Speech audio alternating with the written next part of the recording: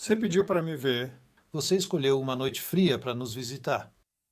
Por favor, sente-se. Já começaram? Ainda não iniciamos os rituais? Não. Por quê? Estamos com pressa.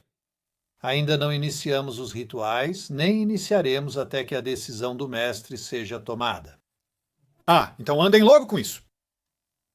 Assim que eu explicar a vocês a natureza da decisão, tudo ficará claro. Agora, Você faz ideia do trabalho que deu para trazer o corpo dele até aqui? normalmente eu estaria conversando com um parente próximo, um pai, um irmão, um filho. Existe alguém desse tipo que talvez pudesse tomar essa decisão? Não, não. A família dele está a 200 léguas daqui. Não, somos só nós. Então considere que falo com o homem certo. Eu não sou o líder, mas ele era meu amigo. Há uma decisão difícil? Mas não vou tomá-la. Vocês são os especialistas. Por favor, senhor. Underhill. Underhill. Sim, eu entendo perfeitamente. Tenha certeza, você está no lugar certo. Estamos ressuscitando pessoas aqui há 280 anos e sabemos o que estamos fazendo. Mas a ressurreição é muito complicada, por isso há tão poucas pessoas que conseguem fazê-la, e aqueles que conseguem tendem a ser um pouco idosos. Mais dinheiro. É isso? Certo? Você pode ter mais dinheiro. O dinheiro, tenho certeza, está bem, e isso não é da minha conta. Eu entendo que você satisfez a bolsa, que você tem os fundos necessários. O quê? Eu sei é que você pode pagar. Bem, então prossiga. Traga ele de volta. A questão é que há outra decisão bem distante do dinheiro que alguém precisa tomar em nome do falecido. E nós não podemos decidir, nem devo ser considerado para isso, nada até que essa decisão seja tomada. Agora, por favor, sente-se. Obrigado. E agora, o que fazemos? Agora preciso descrever para você 3 métodos diferentes que podemos usar para ressuscitar seu amigo. Meus colegas e eu examinamos o corpo dele e as notícias são, em geral, boas. Na verdade, os ferimentos estão bastante limpos. O ferimento principal da lança, que acredito ter sido o fatal, deve cicatrizar perfeitamente bem. Nenhum tendão importante foi rompido, o que é ótimo, pois são difíceis de consertar. Confio muito que podemos curá-lo fisicamente. No entanto, temos que lidar com o estado avançado de putrefação dele. O que é isso? Ele começou a apodrecer, por isso o cheiro. Ah, apodrecendo. Receio que isso conte contra nós, mas é algo que já superamos muitas vezes. Não tema. Então, os 3 métodos são muito diferentes, em consequência. Cada um tem seus riscos e seus perigos. Eu diria que só existem 2 opções disponíveis, mas meus colegas insistem que eu devo explicar 3. Por que você não pode simplesmente fazer? Você vai ver. A primeira opção é talvez a mais simples. Nós o acordamos como ele está, e então, uma vez acordado, temos que curá-lo. Esse é o método mais confiável que conheço aqui. Só soube de 2 vezes em que falhou. Essas foram circunstâncias extraordinárias. Essas circunstâncias não se aplicam aqui, então estou bastante confiante de que esse método vai funcionar. Então, devemos fazer isso. No entanto, imagine acordar em um corpo que está apodrecendo. Tenho certeza de que você já esteve doente. Você nunca esteve nem metade tão doente quanto seu amigo vai se sentir ao acordar no corpo que ele tem agora. Você vai se sentir mal no estômago, na cabeça, no intestino, no coração. Todos os seus músculos vão doer, sua pele vai arrepiar. Cada parte do seu corpo vai estar tão doente quanto possível. Talvez levasse 2 semanas até que ele pudesse sair daqui, mas seriam 2 semanas que eu não desejaria a ninguém. Com certeza ele não gostaria de passar por isso novamente. Já ouvi pessoas dizerem que prefeririam não ser ressuscitadas novamente no futuro a ter que passar por isso de novo. Mas funciona. Sim. No entanto, há outra desvantagem nesse método. Assim que seu amigo estiver totalmente recuperado e sair daqui, como tenho certeza de que ele fará, Ele nunca mais será exatamente o mesmo homem que você conheceu. Ele será um homem inferior. O que você quer dizer com inferior? Em todos os sentidos? Ele será menos forte, ágil, inteligente e simpático. Cada uma das habilidades dele terá atrofiado em algum grau. Qual é o segundo? Ele poderá melhorar, é claro. Ele ainda será capaz de aprender coisas, mas nunca atingirá totalmente o auge do seu potencial como antes de sua morte. Ok, prossiga. Próximo. O segundo é aquele. Eu não recomendaria isso. É xamânico por natureza. Os xamãs separam o espírito do seu amigo do corpo dele e, na ausência do espírito, podemos usar rituais variados para curar o corpo, conseguindo uma recuperação mais rápida e completa.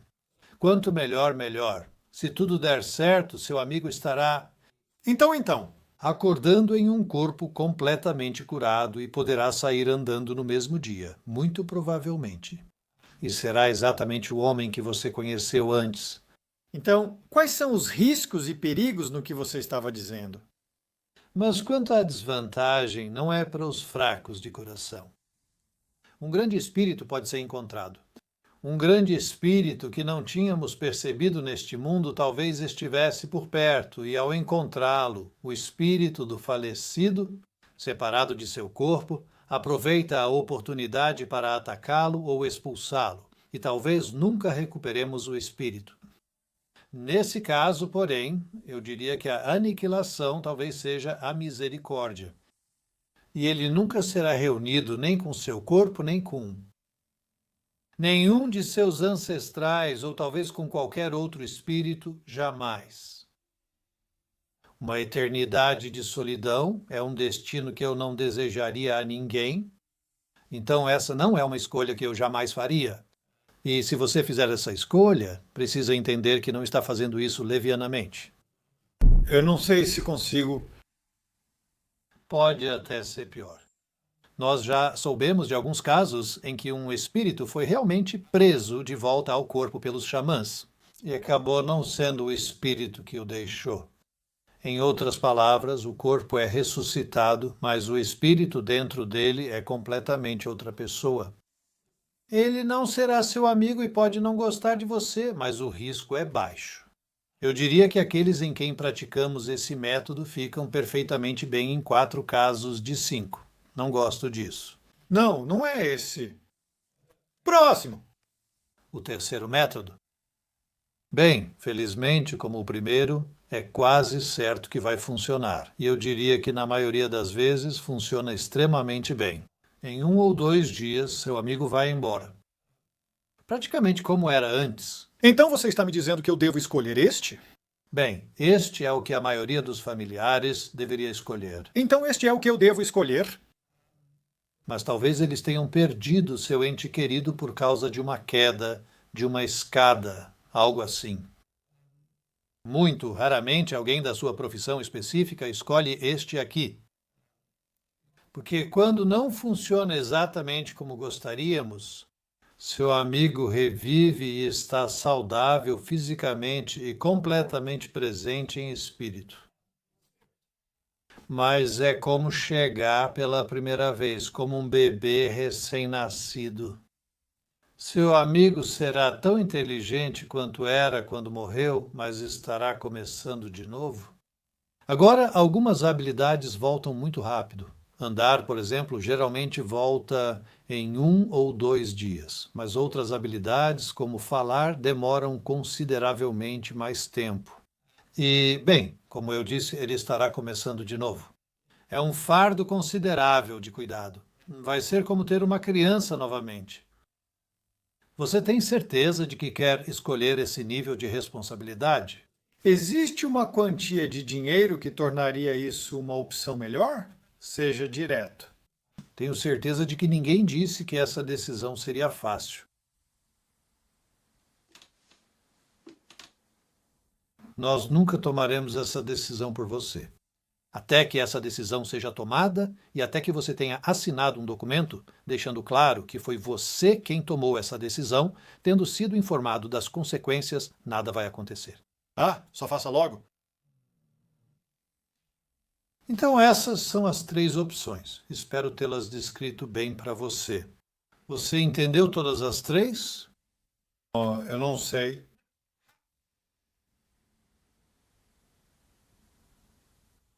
Se algum familiar dele vier, verá esse documento. 2 vezes mais do que o normal? Então é uma chance em 3 de dar errado. O tempo, receio eu, é essencial. Qual você escolhe? Estes são todos horríveis.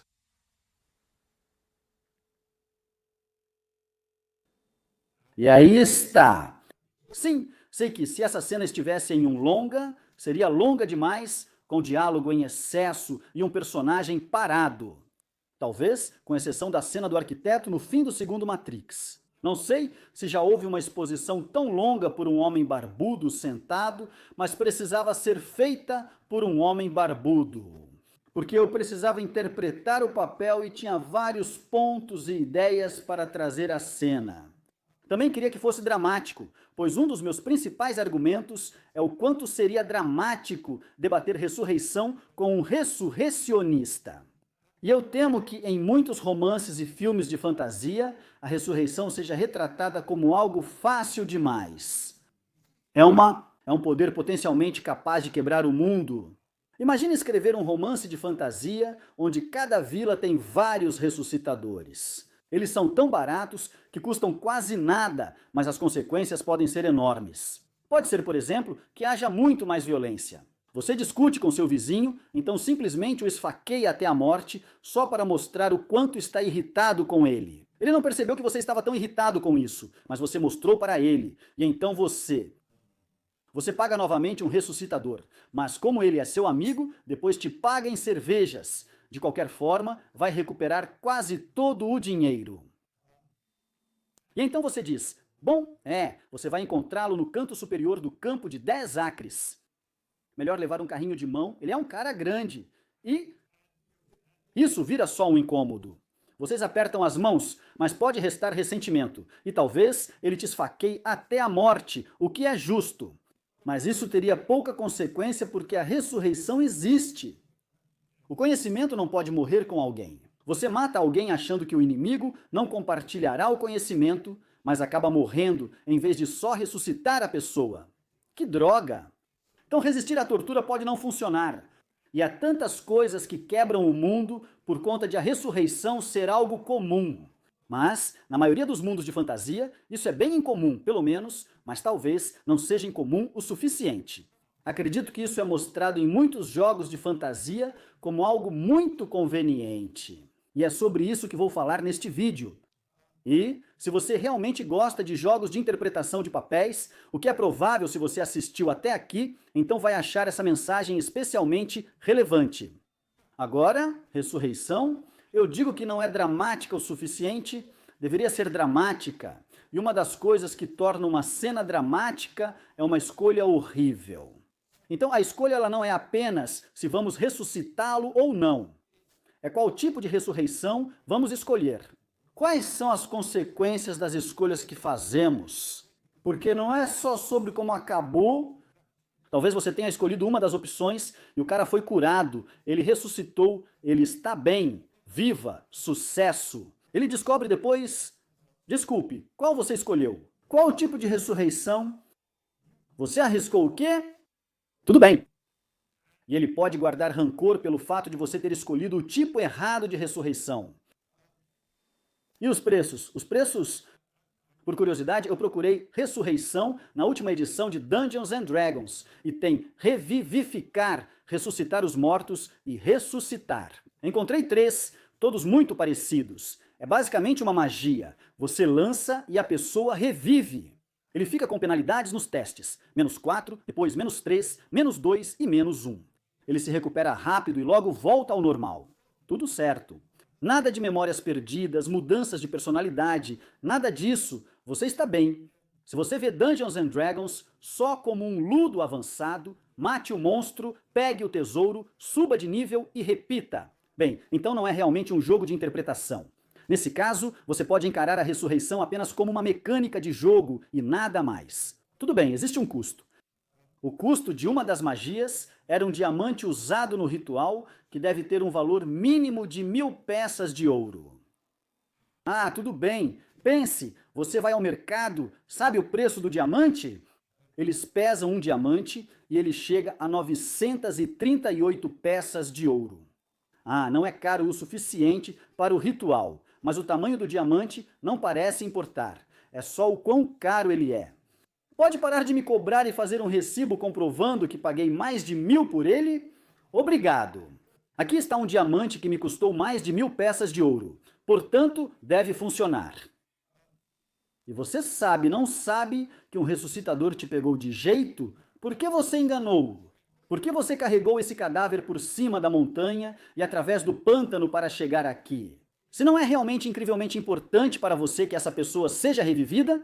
Bem, ok. Ah, meu Deus, é. Precisamos de um que valha pelo menos 1000 peças de ouro. Só temos um sobrando e ele vale 30.000. Então você quer ressuscitar esse cara ou não? Eu até compraria, quebraria com um martelo, daria o maior pedaço para ele e ficaria com o pó. Enfim. Vão arrumar desculpas para subir o preço de última hora. Você está claramente desesperado. Com certeza você está totalmente certo. As apostas são altíssimas. É vida ou morte de quem você ama. Sim, você vai pagar o que for preciso para ressuscitar essa pessoa. Então, a ideia de que eles não aumentariam os preços eu acho um pouco ingênua. Outra coisa é que provavelmente haverá preços diferentes. Mas como isso se relaciona? Como árbitro, você pode pensar: ok, darei essas 3 opções. Acho que essa é a melhor, por isso vou cobrar mais caro. Vou fazer com que essa seja mais cara. Ou você pode pensar: acho que essa é a que eles vão escolher, então vou fazer com que essa seja a mais cara. Mas por que não torná-la a mais barata? Porque, pense bem, como você se sentiria se alguém economizasse na hora de ressuscitar seu amigo? Então, a Sociedade do Anel, eles partem em uma aventura. Legolas é morto logo no começo. Não. Eles levam o corpo de Legolas a um ressuscitador, mas dizem que não ressuscitam elfos. Errado. Eles o levam para outro ressuscitador e recebem um cardápio, onde você escolhe o mais barato. Agora, você pode achar que é o melhor, mas como assim? Você escolheu o mais barato, sabe? Aquele que todos os pobres escolhem. Legolas era da realeza e também príncipe, sabia? O que a família dele vai pensar de você? Sim, você queria forjar uma aliança. Queria mesmo? Gimli com os anões e você, Boromir, com os homens de Gondor. E você economizou míseras 500 peças de ouro. Você economizou na ressurreição de um príncipe. O quê? Você acha que não conseguiríamos aquelas 500 ou não ajudaríamos se precisasse? Claro, você economizou nisso. Tá certo. Sem aliança para você, você achou que tomou a melhor e mais econômica decisão, mas não foi assim. Não escolha o mais barato. Pense no estigma social de escolher a versão mais barata da ressurreição. Entendi, o próprio filho dele. Você sabia? Ele ressuscitou o filho, mas não escolheu ressuscitar os pobres? Na verdade, fez sim. E talvez a ressurreição dos pobres seja tão boa quanto, talvez até melhor, ou talvez só tenha riscos e perigos diferentes. E naquela cena, eu não estava usando muito probabilidades, porcentagens e coisas assim. Porque dar a alguém a escolha em termos de jogo, eu acho que torna tudo fácil demais e também irrealista. Ninguém fala em termos de jogo. Quanto a quantos dão errado? Bem, será que um ressuscitador em um mundo medieval necessariamente manteria registros precisos e depois seria honesto sobre esses registros precisos? Eles podem dizer: esse aqui quase sempre funciona. Ou podem dizer o contrário e diminuir suas expectativas. É bem improvável que funcione, mas, se der certo, será ótimo e os deuses estarão nos favorecendo. E quando já sabiam que daria certo, bing, um milagre. Seu amigo revive. Uau, os deuses sorriram para nós. Vamos fazer uma festa que você pode pagar de novo, qualquer coisa para tirar mais dinheiro de você e ganhar mais status. Imagine a alegria de um cliente ao ver alguém voltar à vida inesperadamente. Sim, Pintar um quadro sombrio pode ser uma técnica de vendas mais eficaz que um otimista. E pense também no drama perdido se você souber o preço exato. Então lá está você arrastando esse corpo montanha acima para atravessar a neve. E você tem que passar despercebido por essa cidade, caso seja pego pelo vigia de lá. E o tempo todo sem fazer ideia de quanto isso vai te custar. Se você joga Dungeons and Dragons pelo livro de regras e diz, olhei no livro, vale 1000 peças de ouro. Então é uma joia de 1000 peças de ouro. Sim, a gente consegue isso. Então não se preocupe, uma pessoa de verdade estaria a muitas léguas de distância do templo ressurreicionista. Eu não faço ideia de quanto isso vai me custar e, claro, os ressurreicionistas vão saber disso. Você não imagina quanto isso vai te custar. O drama da dúvida e do medo se perde ao dizer apenas, ah, sim, ressurreição, 1000 peças de ouro. Então faça disso um grande desconhecido. Se você não é americano e vai para os Estados Unidos da América, pode ficar muito doente e precisar de hospital. Você tem uma ideia na cabeça de que isso vai ser horrivelmente caro. Mas quase nada vai te preparar para o quão horrivelmente caro isso realmente vai ser. Então, sim, o medo do custo do hospital deveria fazer parte do drama. Então, sim, mantenha as despesas vagas, variáveis, altas e injustas e você terá mais drama. Essa é a minha sugestão. Agora, para apresentar as 3 opções que citei antes, foram apenas as primeiras que pensei. Mas em termos de jogo que você pode achar mais conveniente, você poderia escolher a primeira opção. Uma tem 99% de chance de sucesso, mas seu personagem envelhece 10 anos e perde 2 de força, inteligência, sabedoria, destreza, carisma, etc.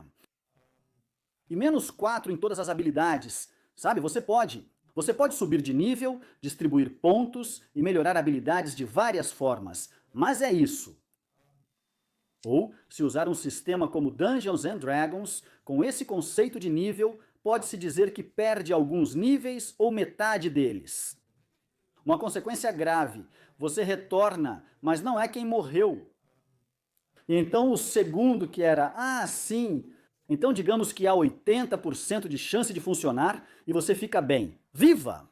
E tem 2% de chance do seu espírito ser aniquilado. E é isso, você desaparece para sempre. Nenhum xamã poderá contatar seu espírito, pois ele não existe mais. Você se foi. 1% de chance de ser seu corpo sendo possuído por um espírito completamente diferente, que pode nem mesmo ser humano. E o que sobra? 17% de chance de tormento eterno. Aí está você, colocando em termos percentuais. Mas eu não acho que um personagem de fantasia deva falar em termos percentuais, a menos que esse seja o tipo de mundo de fantasia onde todo mundo é muito instruído em estatística. Vivo em um mundo onde todos têm aula de matemática, mas poucos realmente entendem estatística. Elas não diferenciam risco de perigo, por exemplo. Sei que você entende, mas para quem assiste, risco é a chance de algo dar errado e perigo é a consequência disso. Então, por exemplo, eu posso... Aposto 10 libras que você não tira um 6 jogando esse dado de 6 lados. Então, o risco é de 1 em 6, mas o perigo é de 10 libras. O risco é o mesmo, uma chance em 6 de tirar um 6 jogando o mesmo dado. Ainda assim, posso apostar 1000 libras. Porque perigo e risco são, na verdade, 2 variáveis completamente independentes e você precisa considerar as duas em escolhas difíceis como essa. Então, seu mundo deveria ser estatisticamente ingênuo ou esperto? Depende de você, mas acredito que muitos prefeririam ser ingênuos. Hoje em dia, ao ir a um hospital, raramente os médicos informam as chances de algo funcionar. Eles só dizem, é bom. E eles são vagos e cautelosos, como precisam ser.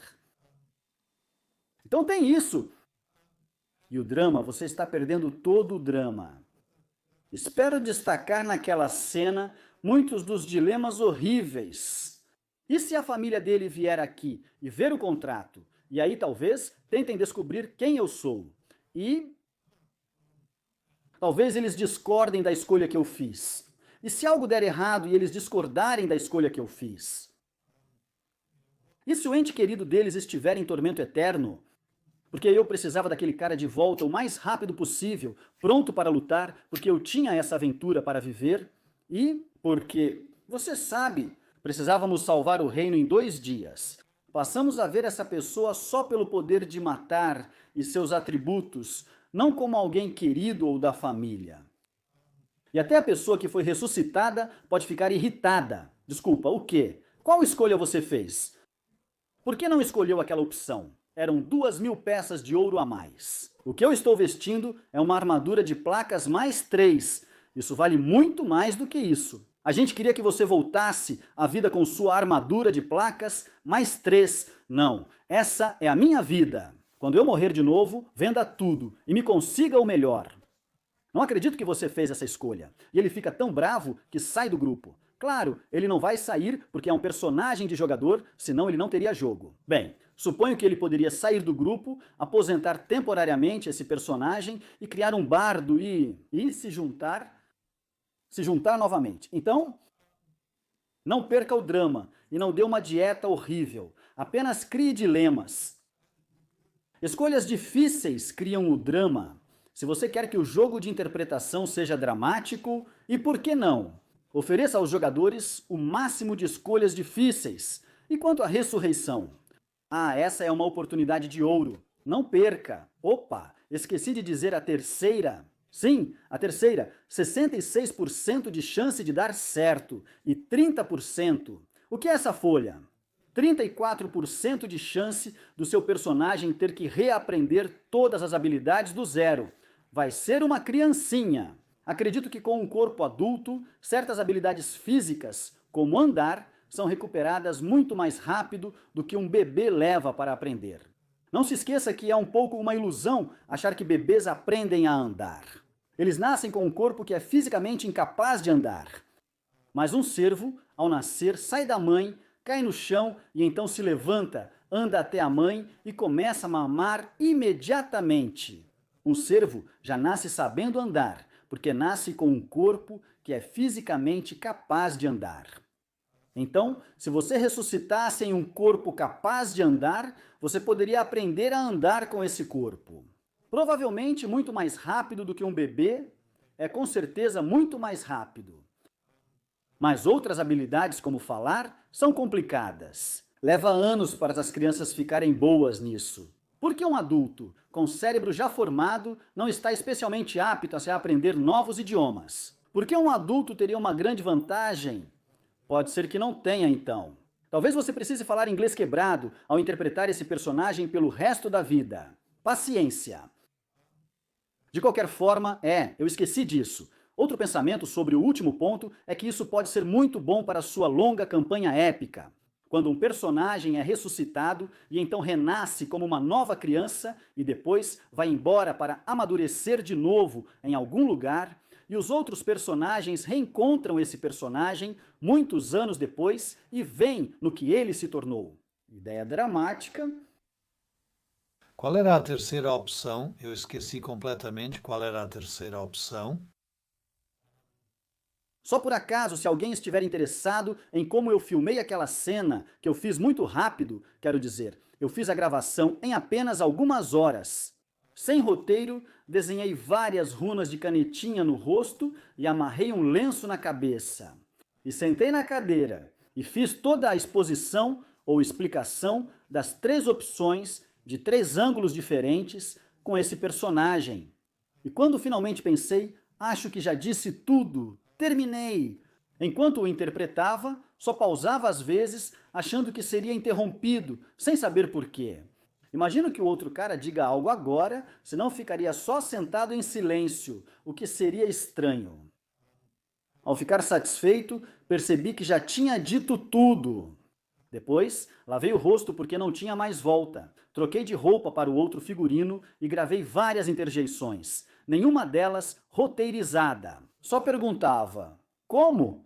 Não entendo. Tem certeza? Qual foi a primeira? Ah, não gostei disso, e todo tipo de interjeição assim, que achei que poderia ser útil. E aí, na fase de edição, que demorou uma eternidade, como você pode imaginar, toda vez que eu sentia que interromper o personagem do ressuscitador seria útil, eu fazia isso. A principal coisa que eu não fiz foi gravar tomadas longas do outro personagem. O homem foi ao templo esperando ressuscitar o amigo só ouvindo. Por isso, todas as cenas dele são curtas, pois não tinha nenhuma longa, apenas dele ouvindo. Realmente, eu deveria ter pensado nisso, teria sido útil ter essa cena. Também não consegui uma tomada do dinheiro na mesa, o que é uma pena, porque não deu certo. Aconteceu que as moedas voaram para fora da bolsa e se espalharam por todo lugar quando eu a joguei. Teria sido bem legal ver isso, mas fazer o quê? Eu não consegui filmar, só tinha uma câmera, e só uma mesmo. Eu sei que o enquadramento ficou um pouco fora, mas é bem difícil quando você é o próprio cameraman. Fiquei muito decepcionado com essa câmera, pois quando comprei, ela era bem limpa. Ela não era barulhenta, mas reparou nos pixels fervendo nas áreas escuras da imagem? Granulado? Não coloquei ganho, mas ainda assim ficou muito ruidosa. E aí está. Então isso é irritante. Possivelmente eu preciso de uma câmera mais cara. Eu tenho... Esqueci qual era a terceira opção. Como isso é possível?